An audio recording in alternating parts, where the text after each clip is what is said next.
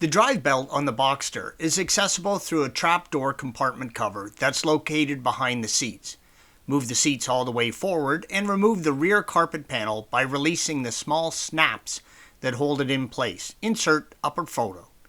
The clips are screwed into metal studs.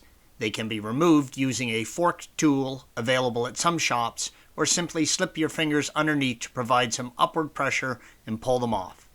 Underneath the carpet, you will see the front engine cover. Remove the 7 bolts and 2 nuts, all 10mm heads, that hold on the cover, and it should easily come off. The lower left insert photo shows a belt that is getting very old and showing numerous cracks in its ribbed surface. With the front engine cover removed, you can see all of the various components that are driven by the main belt. On the right is the air conditioning compressor, yellow arrow, and the power steering pump, green arrow. On the left is the alternator, blue arrow. Out of view on the bottom is the water pump. The crankshaft is in the center, shown by the orange arrow. To release tension on the belt, simply place a 24mm socket attached to a breaker bar on the idler and turn it clockwise, lower left.